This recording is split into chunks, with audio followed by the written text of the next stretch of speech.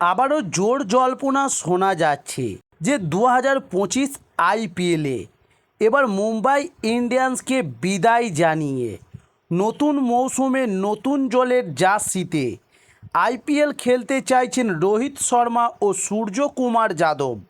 তবে 2025 সালে আইপিএলের আগে এবার বড়সড় রদবদল ঘটতে পারে মুম্বাই ইন্ডিয়ান্সের ফ্র্যাঞ্চাইজিতে।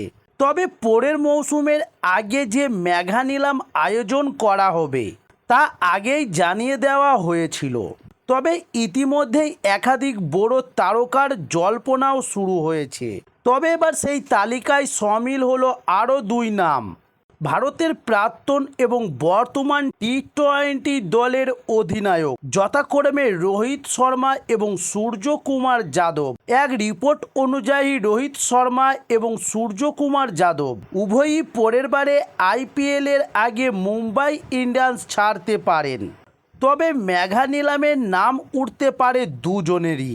মুম্বাই ইন্ডিয়ান্সের দলের দুই স্তম্ভ রোহিত শর্মা এবং সূর্যকুমার যাদব, এই দুইয়ের ব্যাটে ভর করে কতই না ম্যাচ জিতেছে। তবে এবার শোনা যাচ্ছে দুজনেই মুম্বাই ইন্ডিয়ান্স দল ছাড়তে চলেছে, তাও আবার একই সঙ্গে। কিন্তু এবার নিঃসন্দেহে মুম্বাই ইন্ডিয়ান্সের জন্য একটা বড় ধাক্কা হতে চলেছে। তবে রিপোর্ট অনুযায়ী রোহিত শর্মা ও সূর্যকুমার যাদব দুই তারকাকেই নিলামে দলে নেওয়ার জন্য দর হাঁকাতে পারে কলকাতার নাইট রাইডার্স। তবে সূর্যকুমার অতীতে কলকাতার নাইট রাইডার্সের হয়ে আইপিএলে মাতিয়েছেন। প্রাক্তন নাইট অধিনায়ক মেন্টার তথা নতুন ভারতীয় কোচ গৌতম গম্ভীর সূর্যকুমারকে ছেড়ে দেওয়ার আফসোস বরাবরই করেছেন। তবে এবার ওপর দিকে রোহিত শর্মাও অতীতে এক ভিডিওতে বলেছিলেন তিনি মুম্বাই ইন্ডিয়ান্স ছাড়লে কলকাতার নাইট রাইডার্স মন্দ বিকল্প হবে না তার। কারণ কেকেআর ঘরের মাঠে ইডেন গার্ডেন্সই বারবারই রোহিত শর্মার জন্য পয়া মাঠ। তাই আইপিএলে ধোঁয়াধার ব্যাটিং থেকে ওয়ানডে ক্রিকেটে তার সর্বোচ্চ রান এসেছে ইডেনেই। সেই কারণেই সাম্প্রতিক অতীতেও তার কেকেআরে যোগ দেওয়ার জল্পনা শোনা গিয়েছিল। কিন্তু রোহিত শর্মা বা সূর্যকুমার যাদবের মতো মহা তারকারা নিলামে উঠলে তাদের জন্য যে একগুচ্ছ দলই হাত বাড়াবে তা বলাই বাহুল্য।